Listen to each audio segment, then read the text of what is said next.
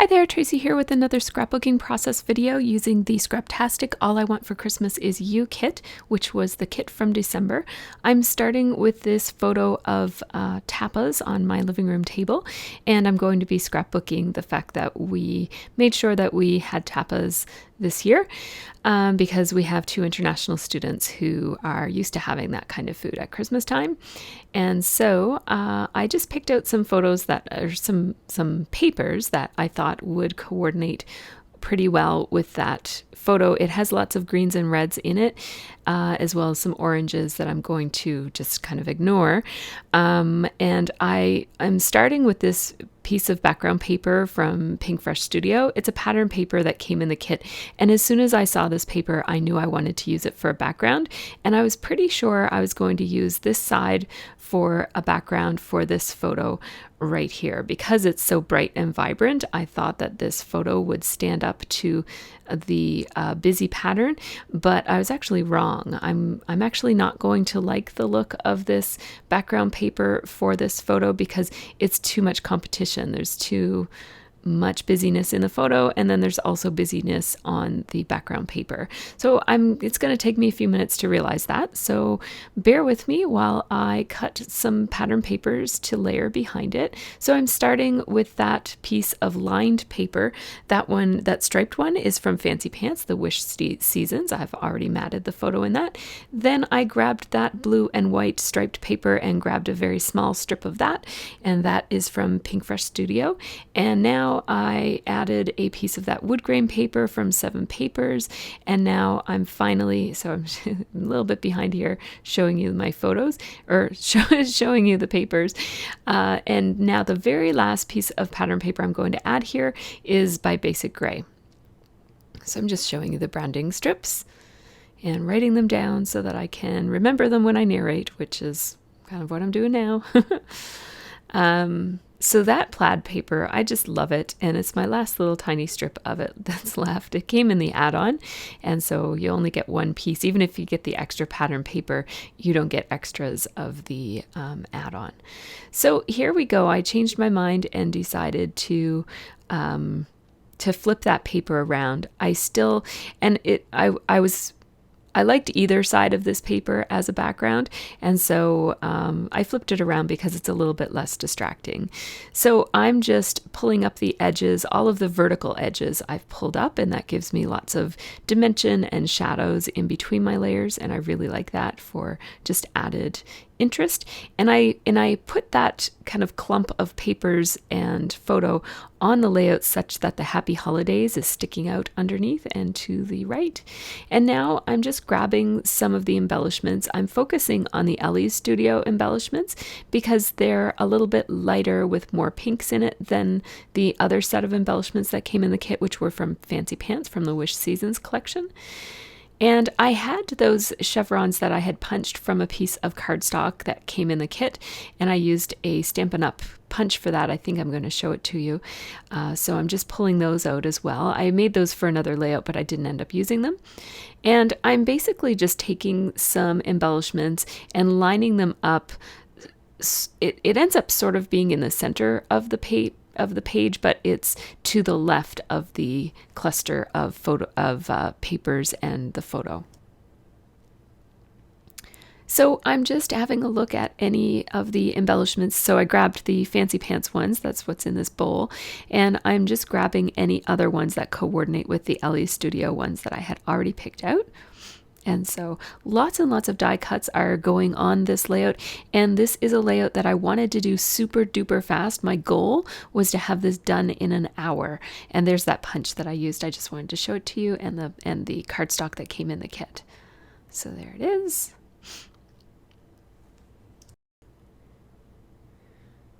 And I'm just going to continue to play around with these embellishments and try to figure out how I'm going to put them. I want to take a photo just so that I don't lose place of them once I start taking some of them apart to attach them to the layout. And so I'm going to start by stapling those hearts in place. I knew I wanted them there, and I'm going to also staple that banner in place. Those are, all three of those pieces are from Ellie's studio. And now these trees from, that tree from Fancy Pants, I thought it just looked cute there beside the other tree that is built into the paper. And now this is a very delicate vellum banner from Ellie's studio that I'm just using my two-way zig glue pen to put that down. And then this is a tab that I'm just putting in the middle of the paper. I'm just kind of forgetting the fact that it's a tab and just using it as a regular embellishment. I wanted to put the Joy Love piece on this layout. It's one of my favorite embellishments in that kit, and I wanted to make sure it made it onto the layout. And I just shifted it a little bit so that it's not quite lined up. I didn't want everything to look absolutely perfect. And I have two acrylic snowflakes from the Scraptastic Kit Club in there. Everything on this layout is from the kit, but those are exclusive to the kit. And now these are the doll font from the from the kit. They're thickers, and they're a really pretty white glitter. And I'm just trying to figure out if I'm going to go. I was thinking about kind of going back and forth between upper caps and like uppercase and lowercase, but I decided to just go with uppercase because I don't have two lowercase A's. So I thought about mixing it up, and then I just decided to stick with all uppercase. And I'm using, again, that two-way zig glue pen. It's really great for just being able to, any kind of a glue pen is really great for being able to dispense a tiny bit of glue and have a lot of control over it. So at first I had 4 chevrons there, but I want there to be an odd number, so I went ahead and put 5. And here I am at my sewing machine, so I'm going to do a little bit of sewing. I'm going to start with, this is the tag that's up in the top left-hand corner. It's going to be beside or underneath the acrylic, the blue acrylic snowflake. And now I'm sewing down all of those chevrons so that they stay in place. Remember, I just used a tiny bit of glue in the center. I'm going to pull those up for a bit of extra dimension, just adding a little bit of extra thread here on that blue tag. And yeah, now I'm just going to put a whole bunch of horizontal lines of stitching along all of the embellishments except that really delicate vellum banner that is from Ellie's studio, just because I didn't want to overwhelm it and take away from the prettiness of it. So lots of horizontal lines of stitching here, and that's using my gold thread, and so it's going to really sparkle and shimmer and add a really pretty touch. So now I'm just sewing down that gray tab, and now finally I'm going to put 2 strips of stitching across the bottom part of this tree, and then the top part can kind of flip up off the page a little bit with some dimension, and I really like how that looks. So now I'm just going to trim off all of the thread because there's so much of it, it's pretty distracting. There's a couple of places where it was just sitting pretty, so I left it and didn't trim it quite as close to the page, but for the most part it's all trimmed pretty close to the page. And now I'm just pulling up the edges on different embellishments and pulling up both sides of the chevrons so that they look like they're kind of, it gives them a little bit more, it makes them a bit more dynamic and gives them more energy to lift them up off the page. I like a chevron that's curled like that. And now I just grabbed any roll of washi tape. I happened to pick this red cross stitch. It's very Christmassy, but it could have been anything because it's on the back, of course. And it kills me to cover up that background paper that I so wanted to use on the flip side of this background paper. But I end up making another layout right after this one. You can check out the process video on my channel next, and I get to use that background paper after all because I happen to get 2 pieces of it, so because I got the extra pattern paper add-on, and so you'll see me still get a chance to play with that background paper next.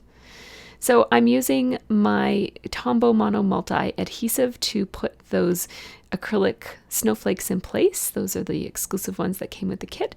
And now putting out the word Tapas, I'm kind of floating it out in the middle of the page, and there's no reference point for me to know that they are straight other than just kind of eyeballing it with the chevrons that are alongside it. There's also no way of knowing that they were straight. They look pretty straight to me. It doesn't have to be absolutely perfect, but I do want them to look straight. So I'm going to play around with them a little bit. And I think I actually pulled them down a little bit too much when I fixed them.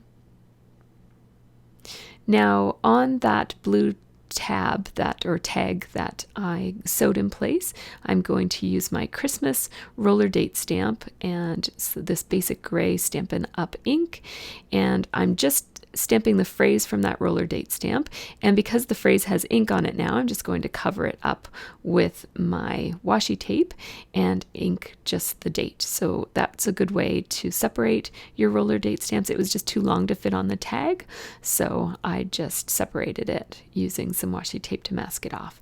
And now again, more of that Tombow Mono multi-adhesive to glue down that acrylic piece, and that will dry absolutely clear and you won't be able to see the adhesive under that snowflake when it's dry. So now I'm going to do a teensy weensy bit of splattering, not too much at all. I show great restraint here. I'd love to sprinkle all over the place. It's white on white, so it's a very subtle effect, but I really do like it.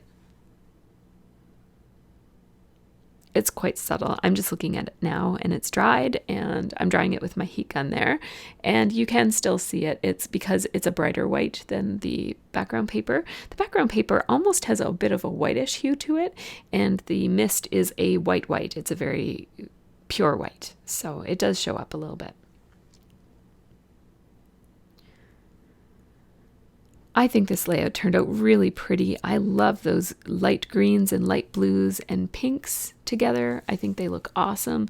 And because the layout, like everything that I added to the layout, is all pastels, and the photo has this pop of very saturated color, like everything in the photo is very saturated, it really allows the photo to take center stage on this layout, which is what I wanted.